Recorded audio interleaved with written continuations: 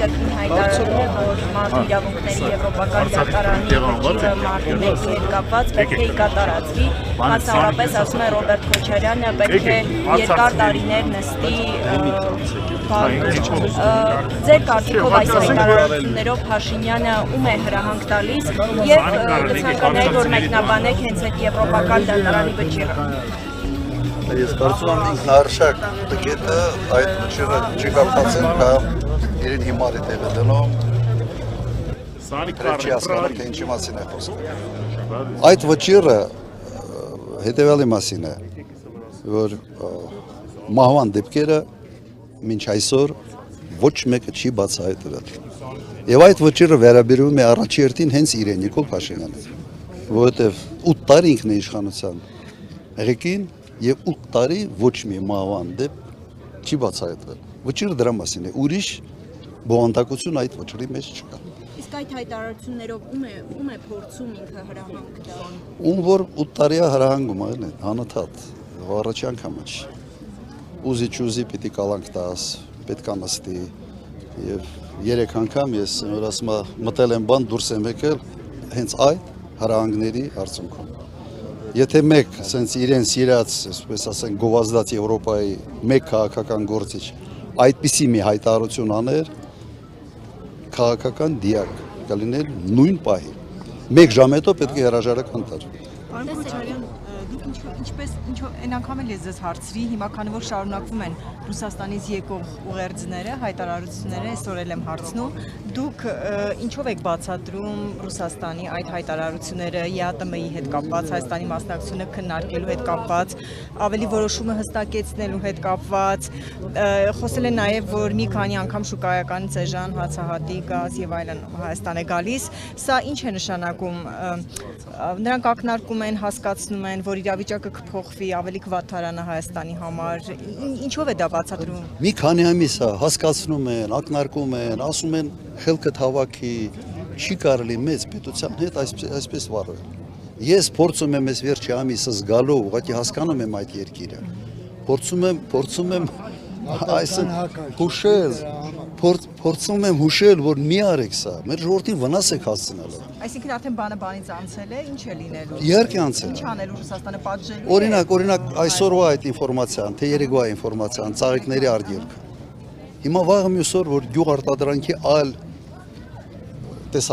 տեսակների վերաբերյալ արգելքներ մտցնի։ Ինչ են անում։ Հիմա այդ ժողովուրդ, այդ խեղճ ժողովուրդ, օրինակ ով որ վարկա վերցրել, ով որ ջերմոցա սարքել,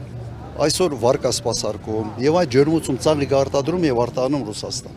Ինչ պիտի անի այդ մարդը։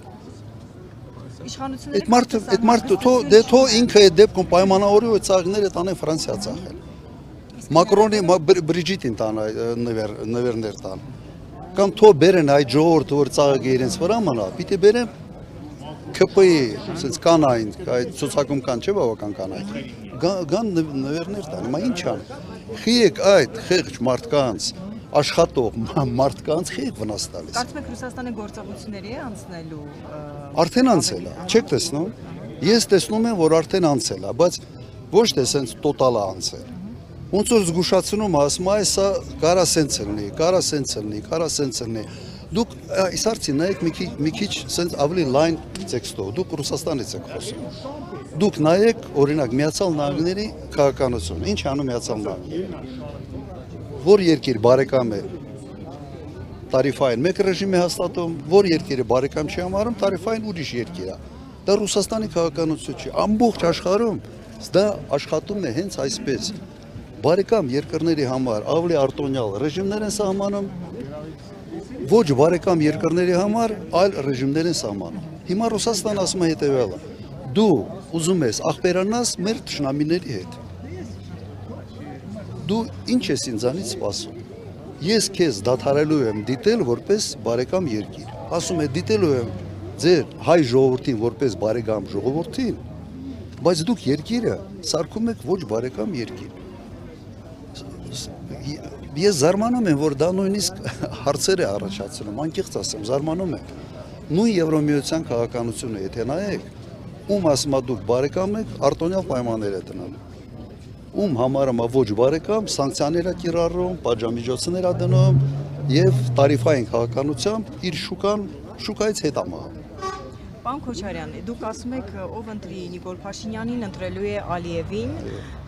եւ ասում եք, որ Ալիևն է ղեկավարում Հայաստանը, Նիկոլ Փաշինյանն էլ իր գլխավոր մրցակիցներին, ձեզ, Ուժեղ Հայաստանին, ԲՀԿ-ին մեղադրում է այսպես պատերազմ բերելու հավանականության համար։ Նո ավելի վստահ է ասում, որ եթե ինքը չընտրվի, դուք ընտրվեք, պատերազմ է գալու եւ ձեր քաղաքական բովանդակությունն է այդ ուժերի այդպես որպես հիմք բերում։ Դուք Արցախը վերադարձնելու մտադրություն ունեք, այսինքն Արցախը ձեր պլանների մեջ ինչպիսին է, որ մեր հայտարարությունները ըստ Փաշինյանի դուք գնում եք պատերազմի ճանապարհով։ Հիմա կարող եք բացատրել։ Ես հոգեվարքի մեջ մտած արդեն մարդու sense ասածները մեկնաբանել բավական պրոբլեմային է։